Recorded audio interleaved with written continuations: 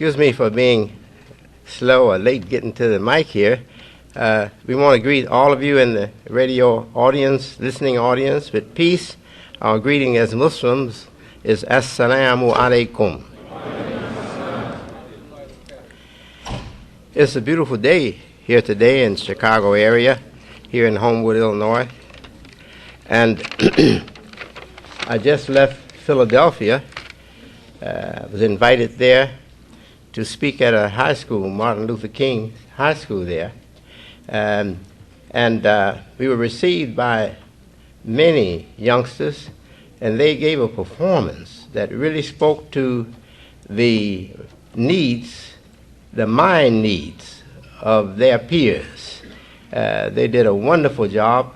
They were, maybe 2/3 of them were Muslims, and about 1/3 of them were Christians. And their ages perhaps ranged from about 16 to 24, 25, somewhere around there.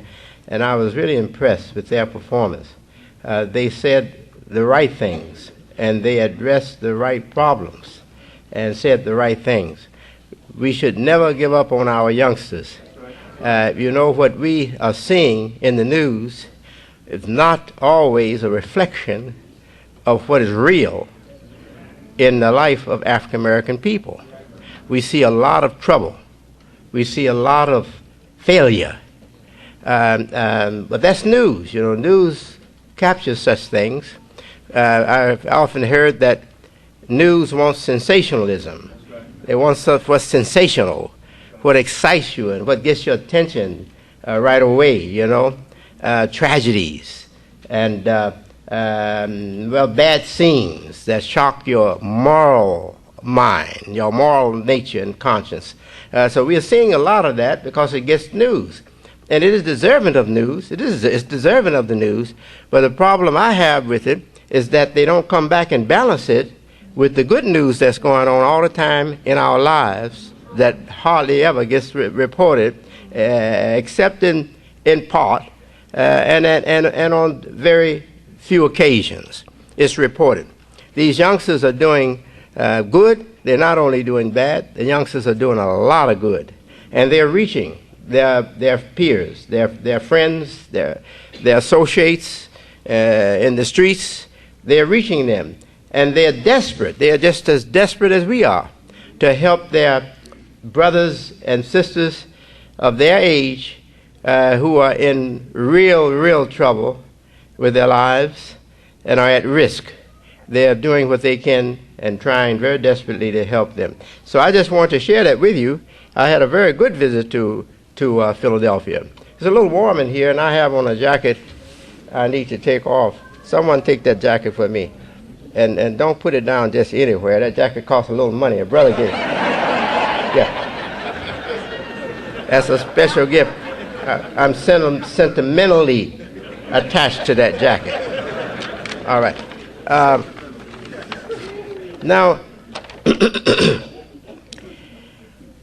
I was thinking that I should share some of what I gave to that audience. Share some of that with you today. Some of what I gave to that audience in Philadelphia at the Martin Luther King High School in Philadelphia. The superintendent of schools was there.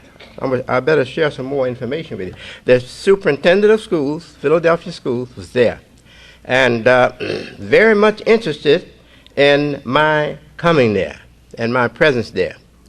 So much so that he said to me, he said that we're going to plan for you to visit again. He said we didn't have enough time to prepare for your visit. He said we're going to prepare for your visit again, and he said next time, he said we're going to have a bigger facility, and it's going to be filled with students. So that tells me the superintendent, he likes something I'm saying.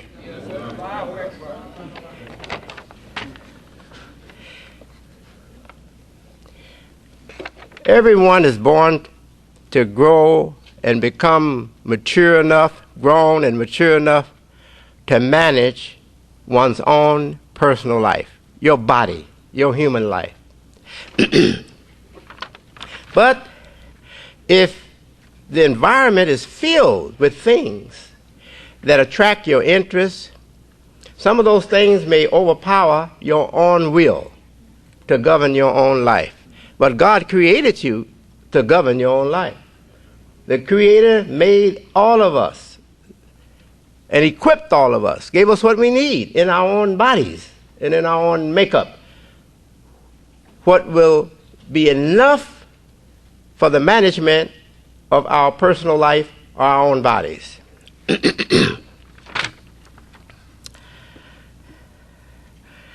The importance of being in condition is what we want to talk about for a little while here.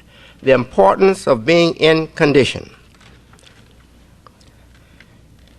To manage its own functions of life, the human body needs to be in the condition that is known to work for it.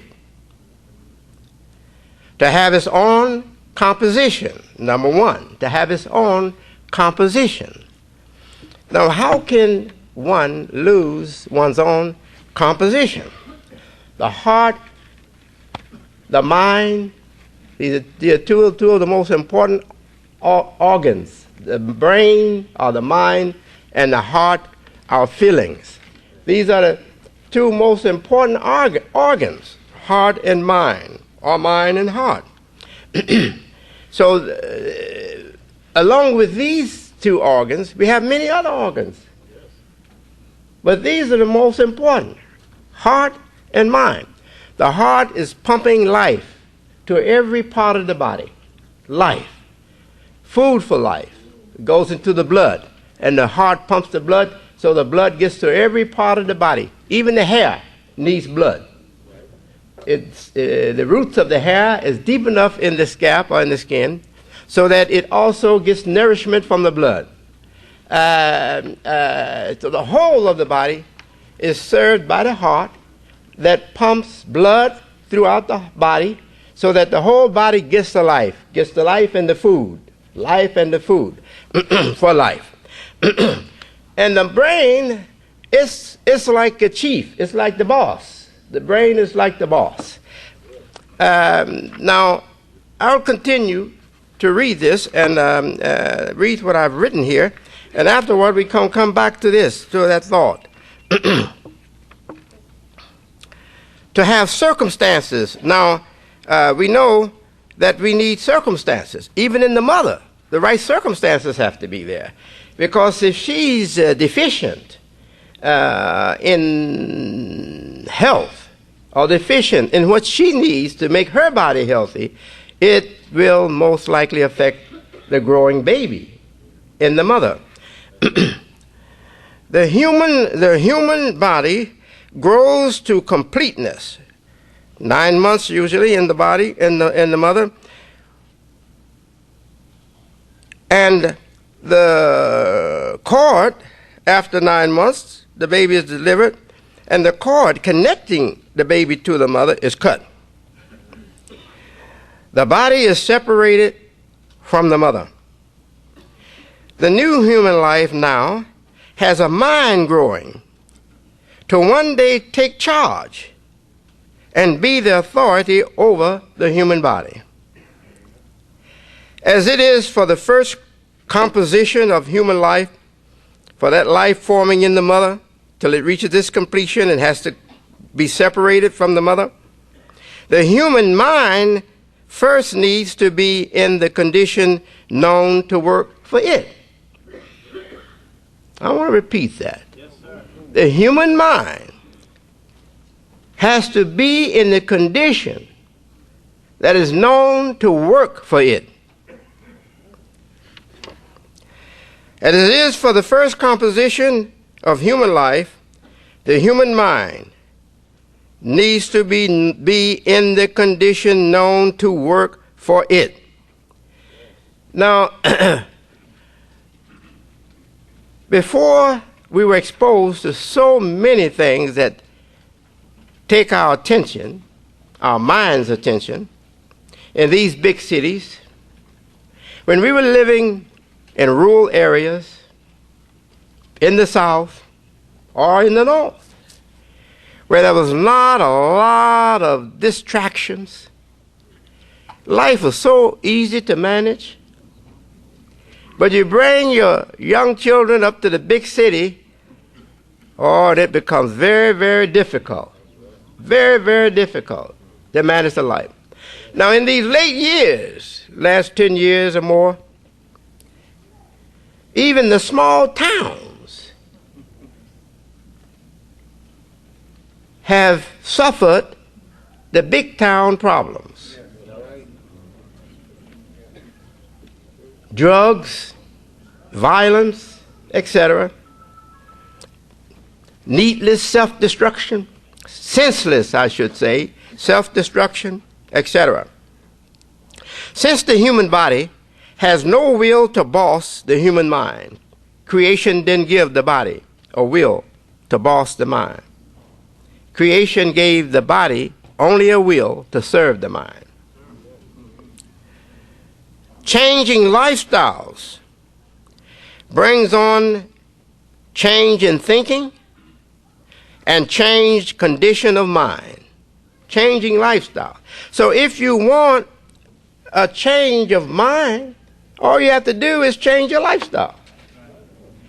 If you want, pardon me, to lose your mind, all you have to do is go and get in or accept a bad lifestyle. A bad lifestyle takes away your good mind. Now the mind is not in the condition that is known to work for the life of the mind. So what's going to happen to the body? The body now is confused. And the body will warn the mind. Hey, this ain't right. You're doing something now that ain't good for you. The body will warn the mind. Hey, you're eating too much. You're laughing too much. You need to balance it. Come back, get serious again. The body will warn you. I know you say the conscious or subconscious and all that. I'm giving you a language that you can easily understand. The body will warn you, and you may listen, and then you will come back into the condition of mind that is known to work for you, or you won't listen, and the body will urge you maybe a little stronger. And after a while, the body has no more energy to spend on your mind. The body urges get weaker and weaker. After a while, you can't feel it. Then the body leaves you on your own.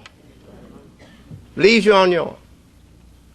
Now, in religion, both Christianity and Islam, in religion we are told that when judgment time comes, and we have to stand in the court of judgment and answer for our wrongs that we have done in the lifetime, we are told that the members of our own body will testify against us in that Supreme Court. Huh? Say the members of our own body will testify against us. Say, no, you can't blame me for this. The judge, Supreme Court judge, he can't blame me for this. It was his feet following his mind that walked him into that whorehouse.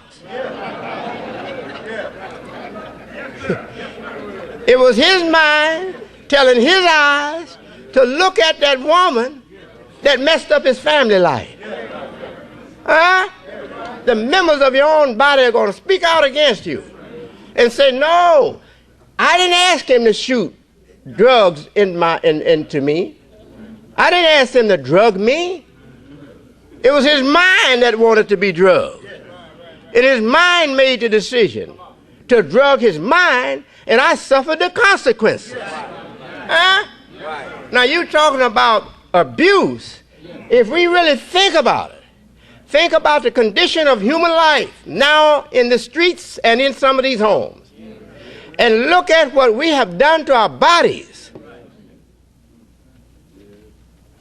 The innocent flesh, human flesh, is suffering terrible abuses.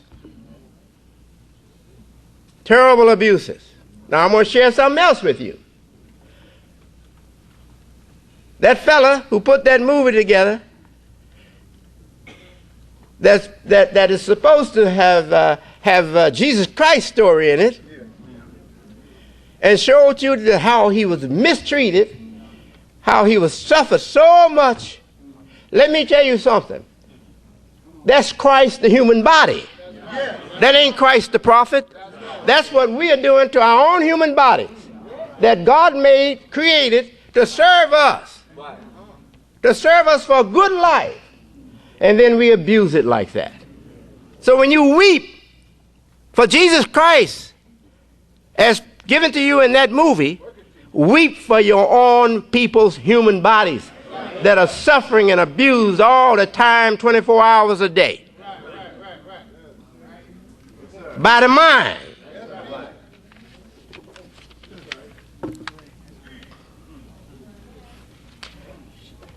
Recently I read an article in Newsweek magazine, December the 5th this year. And that article was on anorexia. Anorexia. Anorexia. How many are familiar with the disease, the problem called anorexia? Oh, good. More than about half of you almost. Now, think about this disease, anorexia. It affects children, very young children. And it also affects middle-aged people. And the article says it affects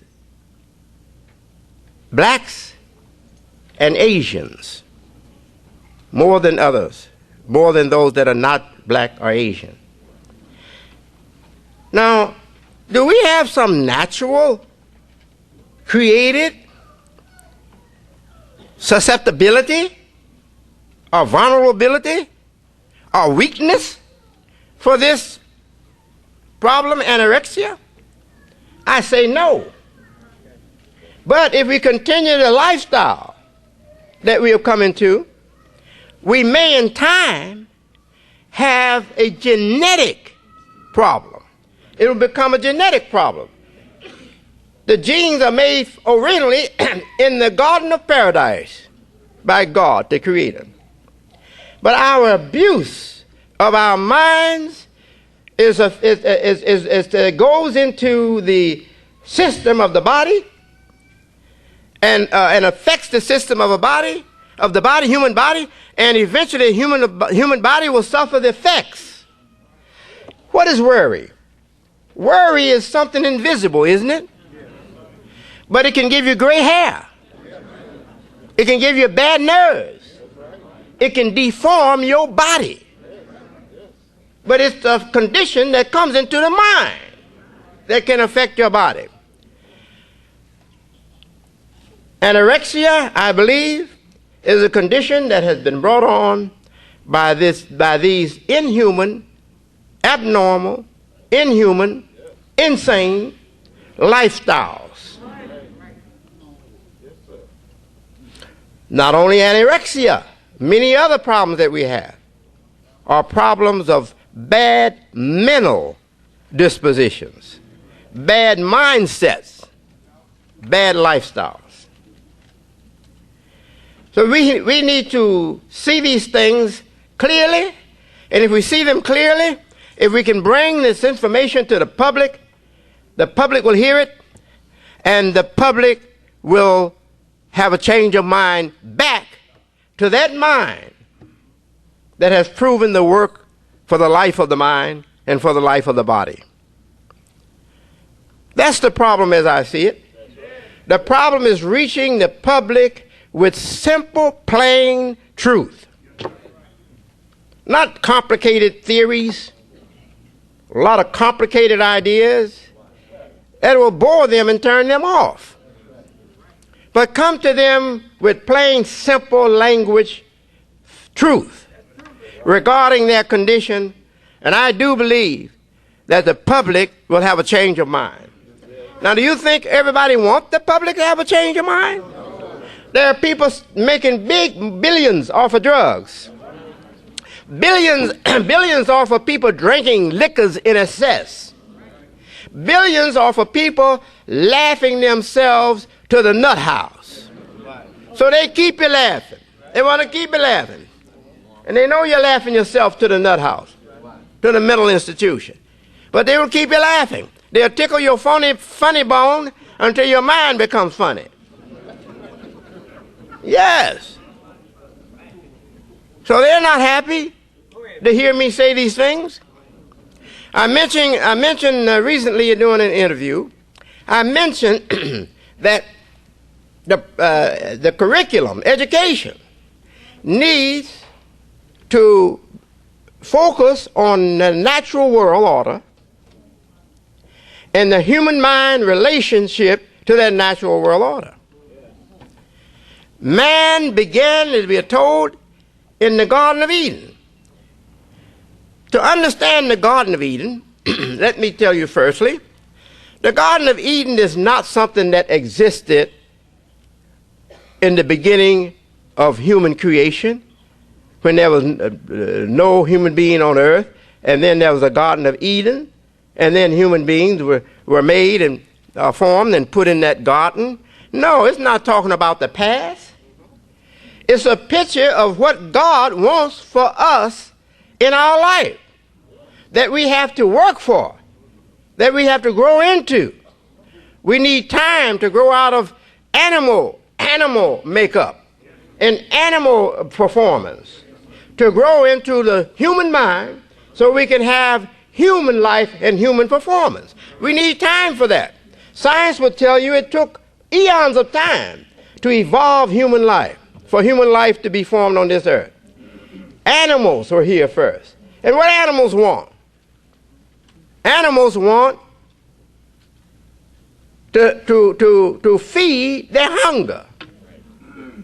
That's what they want. Animals want to feed hunger. Now, if you can be conditioned to want nothing but appetite, to want to do nothing but consume. You have no interest in building anything. You have no interest in giving anything to anybody. Your interest is just to take in. And it's not just food on the table that you get from Burger King, McDonald's, Kentucky Fried Chicken, and places like that. Chinese food and all that. No. You are hungry for more than that. You're hungry for fun.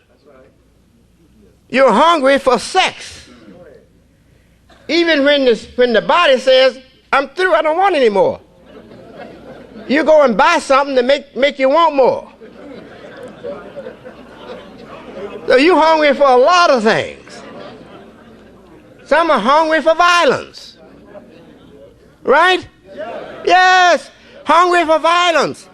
So you're becoming, the public that is becoming a public driven by hunger, like a mad beast, like an animal that can't ever get enough. Just have to consume and consume and consume, never gets enough. Abnormal, insane, corrupt to the core. And the environment is feeding you that. It's feeding you that. So you have now become a slave to your circumstances. A slave, a complete slave to your circumstances. You're not the boss in your body. The circumstances are bossing you. Huh? Well, look, we worry about being locked up in a jail physically. But we lock our own selves up in jails and can't move for human progress. We can't get on the road to human progress because we have locked our own selves up in a jail. We look back at slavery and say, oh, look what happened to us. Wasn't that sad? Wasn't that bad? And you put yourself in a mental condition of slavery and subject yourself to the forces of your environment that are crueler to your human life, your human mind, and your human body than the plantation slavery was to our ancestors, our forefathers. You are allowing conditions to take over your life that are crueler, that are more cruel than those conditions that we suffered as a people long ago on the white man's plantations. And we ask ourselves, how come we can't unite? We ask ourselves, how come we can't get together and do better with our life? How come we can't get together and make our neighborhoods financially strong? Like the whites and the Asians and others do. How come we can't succeed with that? The answer is, you have turned over the authority that God gave you to manage your own life. You have turned it over to the circumstances in your environment, in the public environment. There's no rule in your body from you. It's only from the circumstances in the environment. So drugs take us down. Violence take us down. Stupid, silly fun destroys this people. Destroy our ability to manage our own life as a people. And we have to change. You've heard it said, as a man thinketh, so is he. And it's in the Bible. But it came from a philosopher. The philosopher first said it, as a man thinketh, so is he. And the Bible, the people, they adopted it and put it in the Bible. As a man thinketh, so is he.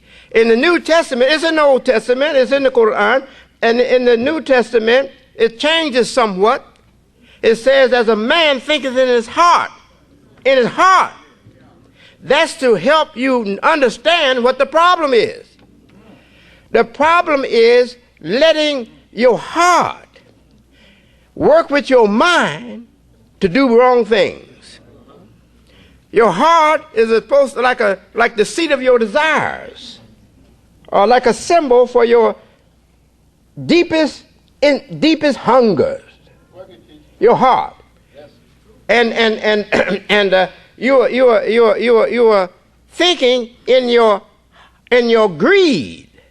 You are thinking in your uncontrollable appetite. You are thinking there. For after all, the brain needs something in order for it to be energized. The brain doesn't energize itself. The brain is energized when the brain is in touch with something else. So the brain has to be in touch with your heart to be energized. Has to be in touch with your appetites to be energized. And then once your brain is energized, it wants to serve the need. The brain wants to serve the need in the heart. Yes. But now, if someone can change the intelligence system of your brain so that your brain now is not functioning as it was created to function. It was created to make intelligent decisions. And as long as it makes intelligent decisions, it qualifies to be in authority over the body. It qualifies to be an authority over your selection of things to fulfill appetites. Because it knows how to distinguish between this and that. Between what is good, what is harmful. What is sensible, what is foolish. The brain. But if you ignore that, ignore the brain is the organ. It belongs to the body. It's a piece of flesh. It's meat. It belongs to the body. So if you continue to ignore it, it won't even respond to you. Because it's the body. It's the same thing we said for the body as a whole. It can be said for any organ that functions within the body or performs a responsibility or a duty inside the human body, like the brain, like the heart. All right. So what we need to do is understand that life is not fun. Life is not a plaything. We are conditioned to, in this new environment that we are in, environment of entertainment and fun and just going for pleasures and kicks, we are conditioned in this environment to behave toward the body, human body, as though life is all about just having fun. It's for play. It's not for real. It's for play.